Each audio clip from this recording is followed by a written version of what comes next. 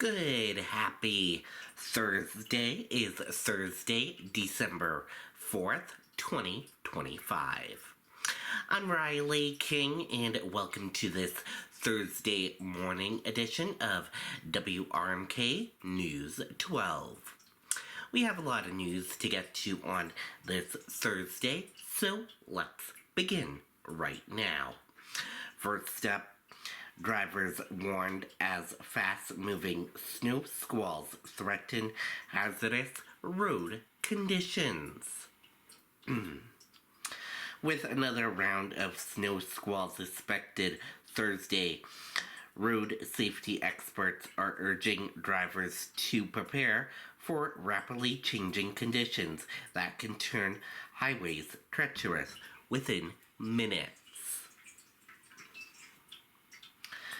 Snow squalls, often described as a winter thunderstorm, can sweep in suddenly, creating slick pavement and sharp, reduced visibility. Allison Summers of A&J Driving School, LLC, said motorists should be especially vigilant during this time of the year. Monitoring the weather during this time of the year and making sure they're up to date with conditions that could potentially happen is key, Summers said. They can be prepared by having alerts set on their phone to properly warn them if that weather is expected. The warning comes after a weekend incident in which a stretch of I-89 had to be closed when squalls caused multiple vehicles to slide off the road. On Tuesday alone, during the region's latest winter storm, New Hampshire State Police responded and reported more than 100 vehicles off the roadway and upwards of 75 crashes. State Police Captain Stephen Sloper stressed the importance of staying focused behind the wheel, making sure to limit distractions in the vehicle, make sure you're buckled, and make sure you're aware of your surroundings, Sloper said. Operate safely in the middle of inclement weather. If a driver finds themselves caught in a snow squall, Summers advised slowing down immediately and, when possible, pulling off to the road. A parking lot, a gas station, a plaza somewhere off the road can be a safe place to wait it out, she said. With this season's first major snowfall now past, Sloper also encouraged drivers to assess their vehicle's performance before the next storm arrives. Rate your vehicle on how it performed, he said. If you didn't have great contraction, check your tires and tread depth. If visibility was poor, maybe you need new wipers or fresher washer fluid. Officials also recommend keeping an emergency kit in the car, including essentials such as a flashlight, blanket, hat, and gloves in case the vehicle becomes stuck during severe weather. State secures $10 million settlement after major construction failure at New Hampshire psychiatric unit site. New Hampshire will receive nearly $10 million in compensation following what state officials described as one of the most significant construction failures in recent memory. The settlement clears the way for work to restart on the long-delayed secure psychiatric unit at the state's hospital complex in Concord. But some Executive counselors say taxpayers are still being left with too much of the bill. What we're talking about here, probably the single biggest project failure in last decade, said Charlie Inglis, Commissioner of Administrative Services. The issue centered on a major design error described deep in the foundation of the new secure psychiatric unit. State leaders said that mistake halted construction for most of the year, and while ultimately cost millions, taxpayers are expected to cover up to $5 million in project delays and increased cost.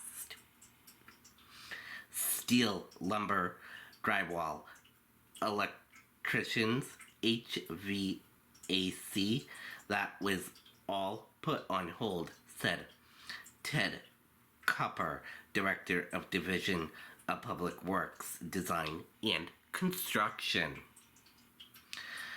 Design firm Smart has agreed to pay the state $9.9 million, but the settlement stopped short of assigned blame.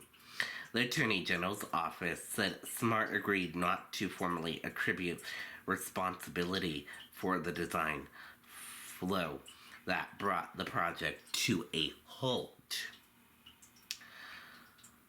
A fix for the inadequate foundation Michael Piles is now planned, allowing construction to resume on the current site.